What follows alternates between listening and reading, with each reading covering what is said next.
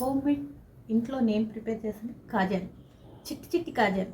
Taste అయితే మాత్రం అదిరిపోయింది. ఫుల్ వీడియో పెడతాను, తప్పకుండా చూడండి.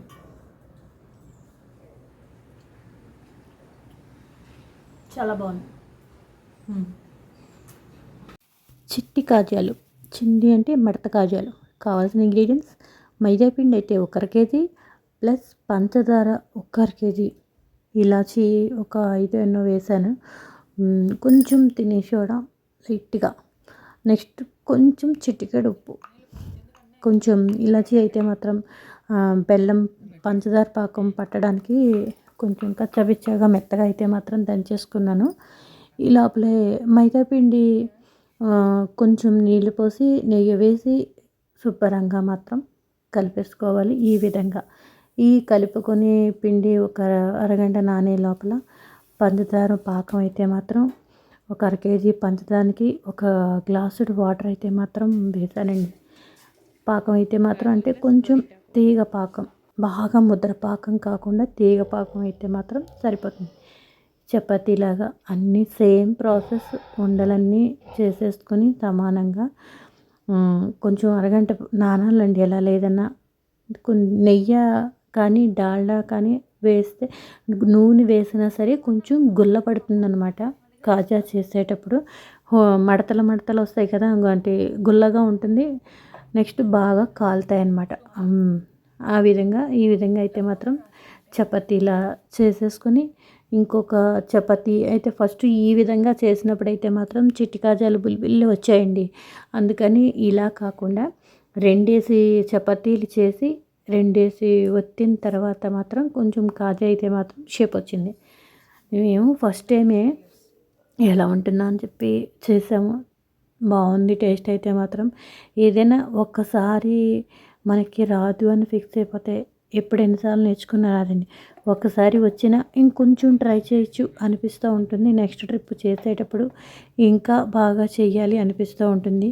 ఆ అనిపించిన వాటిల్లోనే కొంచెం నాకు ఇలాగా ఫస్ట్ దానికి సింగిల్ చపాతీ కాకుండా ఇలా 2, 3 అలా పెడితే కూడా ఇంకా మడతలు బోల్డన్ని వస్తాయన్నమాట. అంటే చిట్టి కాజా చేసినా పెద్ద కాజాలు చేసినా సరే మడతలు అయితే మాత్రం బోల్డన్ని వస్తేనే కాజా మడత కాజాకి పేరు.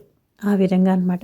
ఈ విధంగా అయితే మాత్రం నేను చేసి మా అమ్మాయి చేత ఈ విధంగా ఒత్తించి కట్ చేయించుకుని చేశాను. టేస్ట్ అయితే మాత్రం చాలా చాలా బాగుంది. అది అన్నప్పుడు ఒక్కసారి అస్తమాటికి వంటలు అవే కాకుండా మధ్య మధ్యలో ఇలాంటివి కూడా చేయాలి అనిపిస్తూ ఉంటుంది.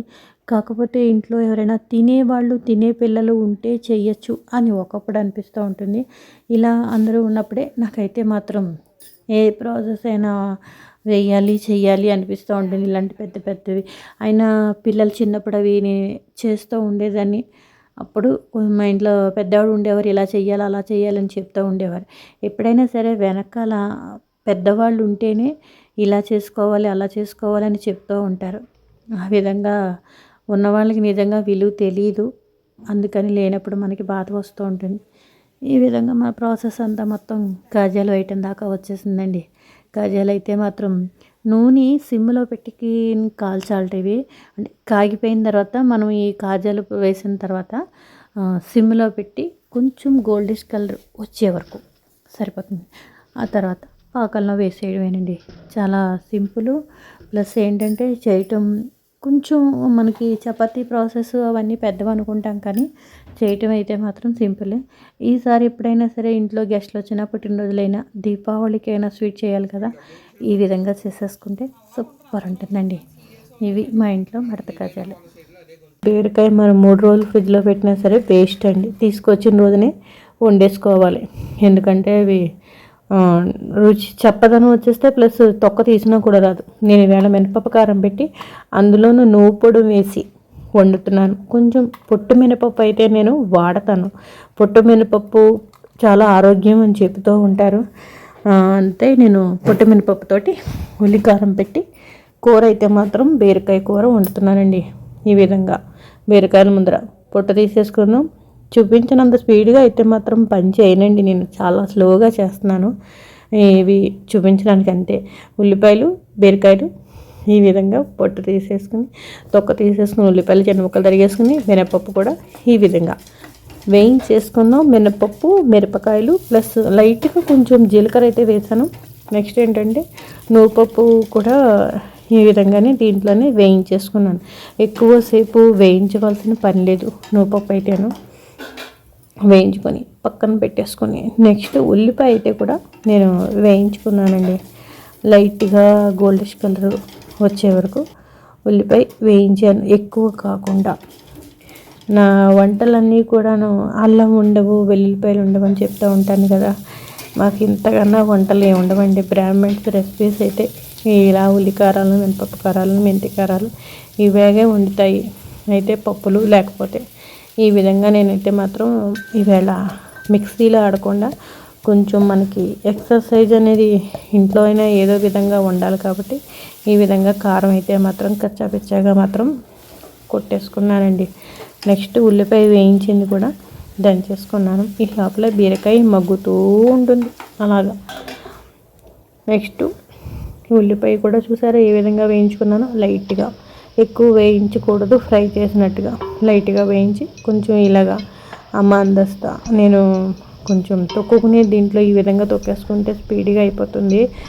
అలాగ తొక్కేసుకొని ఉల్లికారం ముద్ద అయితే మాత్రం తీసేసుకున్నాను. ఇలా ఉల్లికారం వేడి వేడి అన్నంలో మనం ఈ కారం ముద్ద కలుపుకొని ఒక అంత నూనె వేసుకొని తిన్నామంటే కూడా చాలా చాలా టేస్టీగా ఉంటుందండి.